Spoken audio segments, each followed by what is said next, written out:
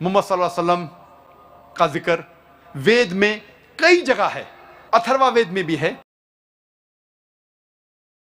वेदों के प्रमाण झूठे यूजलेस अपने प्रमाण में लिए हैं, जो कहीं पर भी हजरत मोहम्मद जी के विषय में प्रमाणित नहीं होते। भारत के सभी राजनेताओं, स्वामियों, धर्मगुरुओं और शंकराचार्यों को मुसलमान धर्म के प्रवक्ता डॉक्टर जाकिर नायक की खुली चुनौती। ये चैलेंज है, कोई भी शख्स हिंदुस्तान में हो, मिनिस्टर हों दो, कोई भी स्वामी हों दो, कोई भी शंकराचार्य हों दो, इंशाल्लाह मैं तालिबे इल्म हूँ इस्लाम और दीगर मज़हब का। मैं तस्लीम करता हूँ कि डिबेट होना चाहिए, मैं उनसे डिस्कशन करता हूँ, अगर मुझे गलत साबित करो मैं बदलने को तैयार हूँ। ये मुसलमान की जबान है, हम जब जबान देते हैं उसका पालन करते हैं। संत रामपाल जी महाराज ने स्वीकार की मुस्लिम धर्म प्रवक्ता डॉक्टर जाकिर नायक की चुनौती। मुस्लिम धर्म प्रवक्ता डॉक्टर जाकिर नायक हैं दादर आमंत्रित, जब चाहे कर सकते हैं संत रामपाल जी महाराज के साथ ज्ञान चर्चा। डॉक्टर जाकिर नायक के इस चैलेंज को स्वीकार करता हूँ, लेकिन अपने उस वायदे को याद रखना जिसमें कहा है कि जो मुझे झूठा सिद्ध कर देगा, गलत सिद्ध कर देगा, मैं अपने आप को बदल लूँगा। चैलेंज आपको 10 पॉइंटों पर झूठा कर दूंगा सिद्ध, और कभी भी आकर के वो आध्यात्मिक ज्ञान चर्चा कर सकते हैं। देखिए मुसलमान धर्म के प्रवक्ता डॉक्टर जाकिर नायक के साथ जगत गुरु तत्वदर्शी संत रामपाल जी महाराज के आध्यात्मिक ज्ञान चर्चा। मोहम्मद सल्लल्लाहु अलैहि वसल्लम का जिक्र वेद में कई जगह है, अथर्वा वेद में भी है। किताब नंबर 20, पाठ नंबर 127, मंत्रा नंबर 1 से 14। वक्त की किल्लत होने की वजह से, वक्त की कमी होने की वजह से सारे 14 मंत्रों का तस्करा मैं नहीं कर सकता हूं, सिर्फ पहले 2 का करूंगा। मंत्रा नंबर 1 में लिखा हुआ, इसे कहते हैं, ये 14 मंत्रा को कहते हैं कुंटप सुक्ता। कुंटप मतलब परेशानी से दूर करना, उसके मानी है अमन, सलामती, और अरबी में कहते हैं इस्लाम।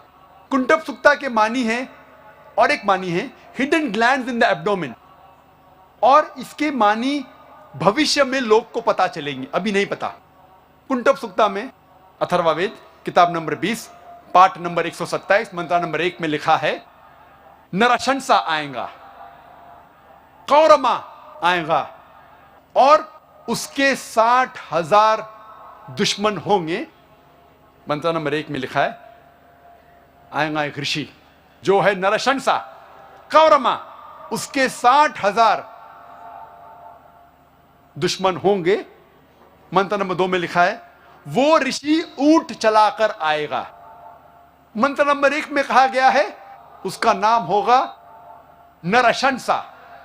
नरशंसा संस्कृत लफ्ज है जिसके मानिए नर, नर मानिए आदमी, शंसा मतलब प्रशंसा, तारीफ करना, वो आदमी जो तारीफ के लायक है। और अगर हम अरबी में तर्जुमा करते हैं, हम कहेंगे मोहम्मद सल्लल्लाहु अलैहि वसल्लम, और मोहम्मद सल्लल्लाहु अलैहि वसल्लम नाम था आखिरी पैगंबर का, उसका तर्जुमा हिंदी में करते हैं तो हो जाता है तारीफ के लायक, वो आदमी जो तारीफ के लायक है। मंत्र नंबर 1 में आगे लिखा है, वो है कौरमा। कौरमा के मानी अमन का शहजादा, सलामती का शहजादा, और मोहम्मद सल्लल्लाहु अलैहि वसल्लम सलामती अमन के शहजादे थे। कौरमा के और एक मानी है जो आदमी हिजरत करता है। हम जानते हैं कि मोहम्मद सल्लल्लाहु अलैहि वसल्लम ने हिजरत की थी।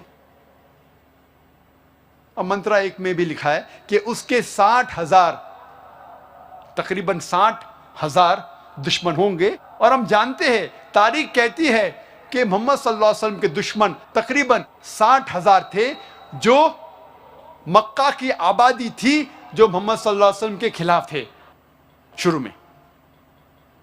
मंत्र नंबर 2 में लिखा है, वो ऋषि ऊंट चला के आएगा। कोई भी ब्राह्मण कभी भी ऊंट नहीं चलाएगा। क्यों? मनुस्मृति पाठ नंबर 11 श्लोक नंबर 202 में लिखा है, ब्राह्मण कभी भी ऊंट नहीं चलाना चाहिए। तो ये ऋषि ब्राह्मण नहीं हो सकता। तो ये भविष्यवाणी इशारा कर रही है मोहम्मद सल्लल्लाहु अलैहि वसल्लम की तरफ। कई जगह पे लिखा हुआ है मोहम्मद सल्लल्लाहु अलैहि वसल्लम की भविष्यवाणी नरशंसा जैसे। सिर्फ हवाले अगर मैं देने लगूंगा तो अल्हम्दुलिल्लाह अल्हम्दुलिल्लाह सुम्मा अल्हम्दुलिल्लाह, सिर्फ हवाले देने लगूंगा, सैकड़ों हवाले हैं। पुण्यात्मा डॉक्टर जाकिर नायक जी ने सदग्रंथों को ठीक से ना समझकर अपनी अज्ञानता से कुछ भ्रांतियां फैलाई हैं। उनके समाधान के लिए सदग्रंथों को आपके रूबरू करते हैं, क्योंकि डॉक्टर जाकिर नायक जी ने तो अभी तक सदग्रंथों की केवल जिल्द दिखाई है और दास दिखाएगा इनके अंदर की सच्चाई।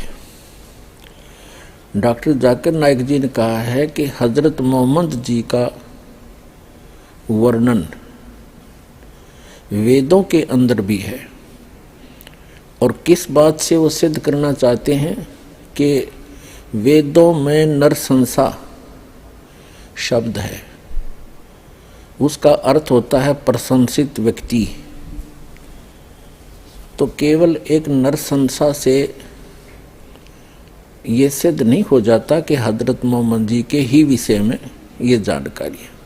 उसके पश्चात उन्होंने कहा कि अथर्ववेद कांड 20 सूक्त 127 के मंत्र 1-2 में भी कहा है कि वो व्यक्ति आएगा, ऊंटों पर चढ़ के आएगा। तो हजरत मोहम्मद जी ऊंटों पर ही चला करते थे।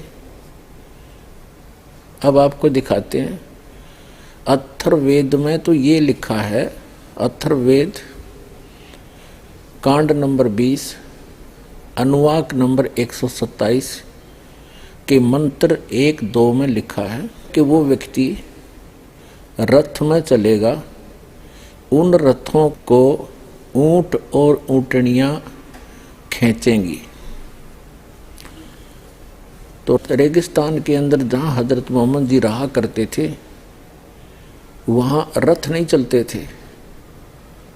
इससे सिद्ध है कि ये प्रकरण हजरत मोहम्मद जी के विषय में नहीं है। देखिएगा, ये देखिएगा अथर्ववेद विषम कांड, विषम माने 20वां, और सूक्त 127 इसका मंत्र नंबर 1 है। ये देखिएगा, हे मनुष्यों, यह है आदर से सुनो, नरसंशय मनुष्यों में प्रशंसा वाला पुरुष बड़ाई किया जाएगा। हे पृथ्वी पर रमण करने वाले राजन, 60,000 और 90 और अनेक दानों को इंसकों के फेंकने वाले वीरों के बीच हम पाते। इसका अर्थ ये है। अब ये दिखाते हैं दूसरा, इसमें क्या अर्थ किया है। इसका अर्थ इन्होंने किया ये है कि जिस राजा के रथ को ले चलने वाले शीघ्रगामी जुते हुए ऊंटनियों सहित, ये रथ के विषय में है, रथ के विषय में ऊंटनियों सहित 2 बार 10 यानी 10-10 20 ऊंट उन्मत्त मनुष्य के ऊंचे पद का अपमान करते हैं। बताओ, इसका कोई अर्थ हुआ? ऊंटों पर चढ़कर चलने वाली तो बात है को नहीं, और मोहम्मद जी का कितना नामो निशान नहीं है। इस पूरे मूल पाठ में भी मोहम्मद नाम नहीं है, आप देख सकते हैं आराम से। इसी प्रकार इसमें भी कोई मोहम्मद नाम नहीं है। एक नरसंसा कहने से मोहम्मद साहब सिद्ध नहीं हो जाते। इसी तरह इन्होंने अन्य वेदों के प्रमाण झूठे यूजलेस अपने प्रमाण में लिए हैं, जो कहीं पर भी हजरत मोहम्मद जी के विषय में प्रमाणित नहीं होते। पुण्यात्माओं, वैसे वेद कोई भविष्य ज्योतिष की पुस्तक नहीं है। ये गॉड गिवन स्पिरिचुअल नॉलेज है। इसमें कोई भविष्य की वाणी नहीं है, इसमें तो अध्यात्म मार्ग है, परमात्मा की भक्ति की जानकारी है। परमात्मा कौन है, कैसा है, कहाँ रहता है, क्या लीला करता है। और कुछ एक जानकारी ऐसी है कि एक मनुष्य को कैसे रहना चाहिए, कैसे भक्ति करनी चाहिए, कौन कौन सी विधि अपनानी चाहिए, इतनी सी बात है। और रही बात श्रीमद् भागवत के अंदर ये कथाएं हैं, इसमें तो हजरत मोहम्मद जी का कितना नामो निशान नहीं है। केवल हजरत मोहम्मद जी का जिक्र आता है भविष्य पुराण के अंदर। कलयुग के अंत जो प्रकरण चलता है कलयुग का, उसमें आता है, उसके विषय में आपको जानकारी दी है और आगे भी हम देंगे। तो कहने का भाव ये है कि भविष्य पुराण का अर्थ तो होता ही भविष्य की जानकारी, उसका नाम से ही सिद्ध है कि वो भविष्य का ज्ञान कराता है। हम भविष्यवाणी मोहम्मद सल्लल्लाहु अलैहि वसल्लम की जिक्र करेंगे हिंदू धर्म की किताबों में तो सारा दिन भी कम लगेगा। और मैंने एक तकरीर की, मोहम्मद सल्लल्लाहु अलैहि वसल्लम का जिक्र, मोहम्मद सल्लल्लाहु अलैहि वसल्लम की भविष्यवाणी हिंदू धर्म की किताबों में, वो कसट अगर आप देखेंगे उसके अंदर और तफसील से बात किया। मैं पूरी बात नहीं किया, तकरीर इतनी लंबी नहीं हो सकती, लेकिन और तफसील से बात किया हूँ। वक्त की किल्लत, वक्त की कमी होने की वजह से और एक भविष्यवाणी का जिक्र करूंगा मोहम्मद सल्लल्लाहु अलैहि वसल्लम के बारे में हिंदू धर्म की किताब में। वो है कल की अवतार के बारे में। कल की अवतार का जिक्र है भागवत पुराण में, खंड 12 अध्याय 2।